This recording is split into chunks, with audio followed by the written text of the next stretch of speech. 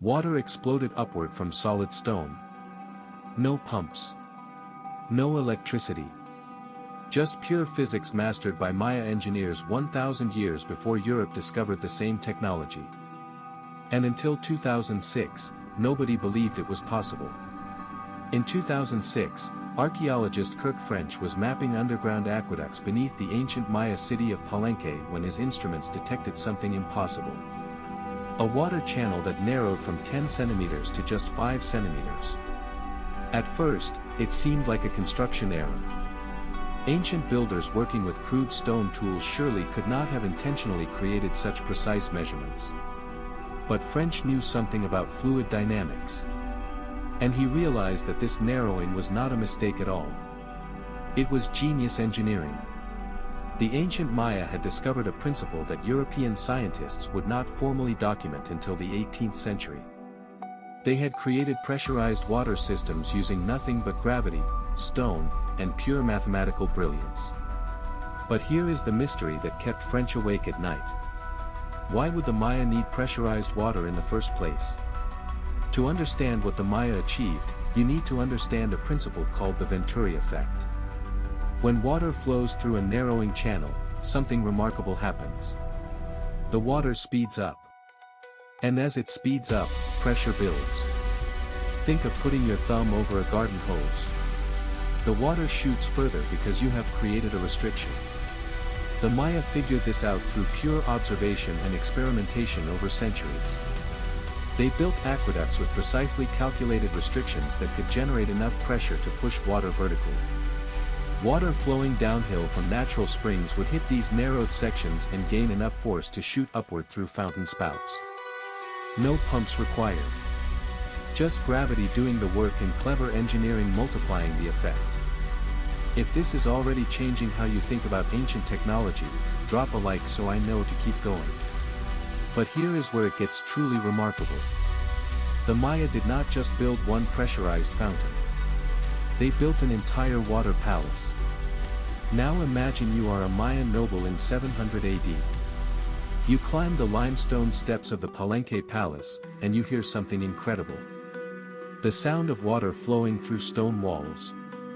Water emerging from carved spouts. Water doing the impossible by rising against gravity itself. This was not just plumbing. This was power made visible. The Maya rulers who commissioned these water features understood something profound about human psychology. If you can control water, you control life itself.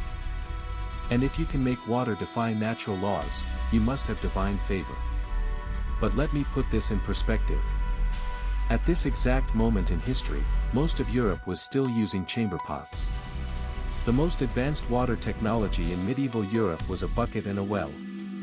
Meanwhile, the Maya had pressurized fountains, underground drainage systems, and aqueducts that could redirect entire rivers.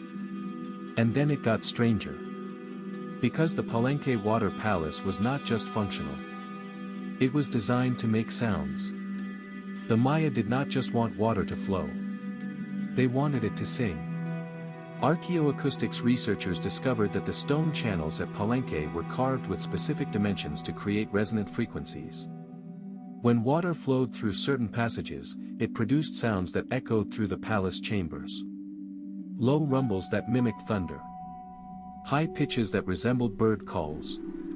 The Maya had essentially built a hydraulic organ. But that was just the beginning. Further analysis revealed that the water system was aligned with astronomical events. During the spring equinox, water would catch sunlight at precise angles, creating rainbow effects in the palace courtyards. This was not random. The mathematical calculations required to achieve this would challenge modern engineers even with computers. And this leads us to an uncomfortable question that mainstream archaeology has struggled to answer. How did a civilization without metal tools, without wheels for transportation, without even a system of written numbers as we understand them achieve this level of precision?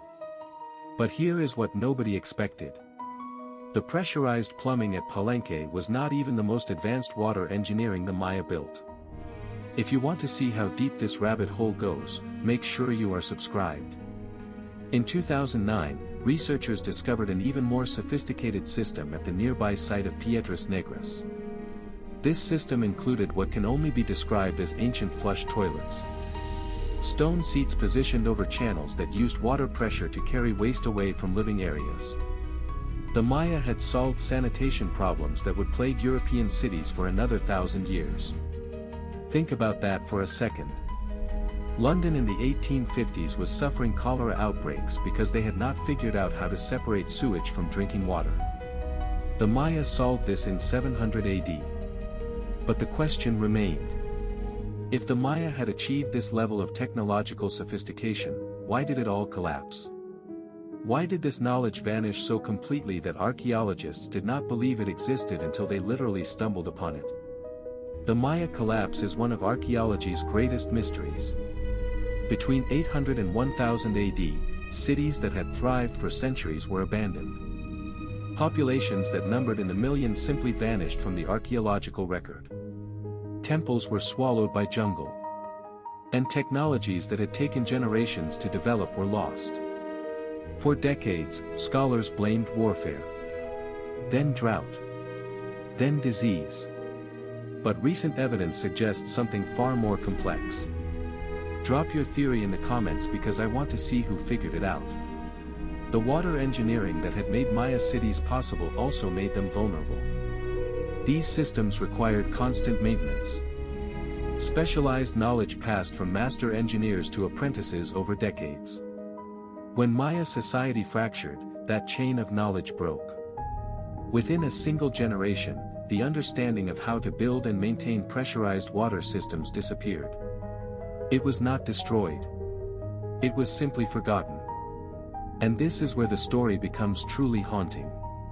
When Spanish conquistadors arrived in the 16th century, they found Maya descendants living in the shadow of their ancestors' achievements. These people knew the ruins were sacred. They knew their ancestors had built them. But they had no idea how the water systems worked. Generations of oral tradition had preserved religious ceremonies but lost technical knowledge. It is like if modern humans forgot how to build computers. We might remember that they existed. We might even worship them. But the practical knowledge of construction would be gone. And this is the revelation that changes everything. The Maya did not lose their technology because they were conquered. They lost it because knowledge itself is fragile. It requires continuous transmission. It requires institutions dedicated to preservation. It requires societies stable enough to support specialized learning.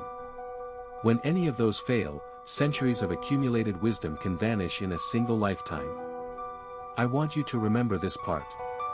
Because it explains why we keep rediscovering ancient achievements that seem impossible. In 2023, engineers used the Palenque water system as a model for sustainable water management in rural Mexican communities. The ancient Maya design was adapted with modern materials but kept the same principles. Gravity-fed pressure. No electricity required. Minimal maintenance. Technology that worked for over 1,000 years is working again.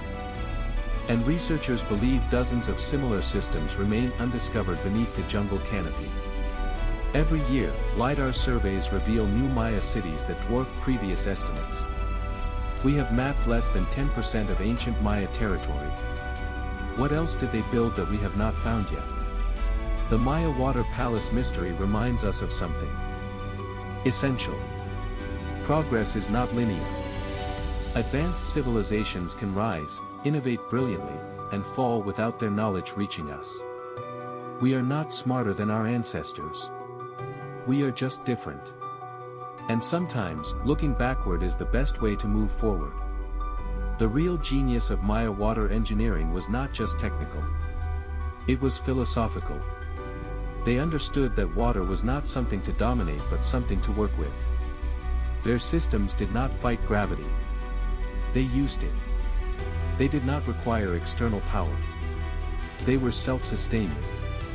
Modern engineers spend billions trying to solve problems the Maya solved with observation, patience, and stone.